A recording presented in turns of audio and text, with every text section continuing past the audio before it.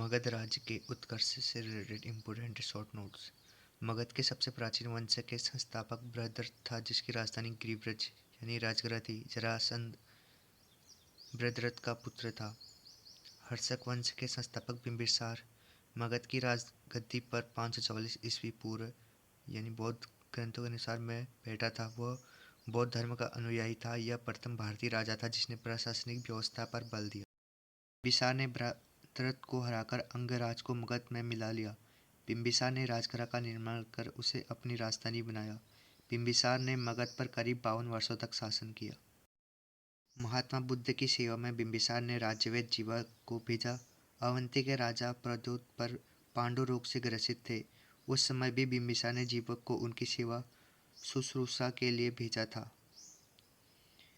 बिम्बिसार ने वैवाहिक संबंध स्थापित कर राज्य का विस्तार किया। इसने कौशल नरेश प्रसेनजित की बहन महाकोसला से, वैशाली के चेटक की पुत्री चेलना से तथा भद्रदेश यानी आधुनिक पंजाब की राजकुमारी छिमा से शादी की। बिम्बिसार की हत्या उसके पुत्र अज्ञातशत्रु ने कर दी और वह 493 ईस्वी पूर्व में मगध की गद्दी पर बैठा। इसका उपनाम कुणिक था। वह प्रारंभ में जैन धर्म का अनुयायी था। अज्ञातशत्रु ने 35 वर्षों तक मगध पर शासन किया। अज्ञातशत्रु के सुयोग्य मंत्री का नाम वर्षकार या वर्षकार था। इसी की सहायता से अज्ञातशत्रु ने वैशाली पर विजय प्राप्त की। 461 ईसा पूर्व में अपने पिता की हत्या कर उदयन मगध की गद्दी पर बैठा। उदयन ने पाटलिग्राम की स्थापना की। यह जैन धर्म का अनुयायी था। हर्षक वंश का अंतिम राजा उदयन का एक पुत्र नागदशक था।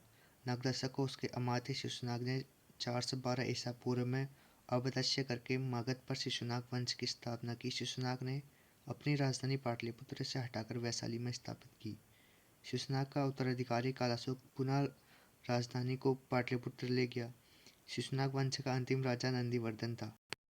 वंश का संस्थापक महापद्मानंद एवं अंतिम शासक धनानंद था। यह सिकंदर का समकालीन था। इसे चंद्रगुप्त मौर्य ने युद्ध में पराजित किया और मगध पर एक नए वंश मौर्य वंश की स्थापना की।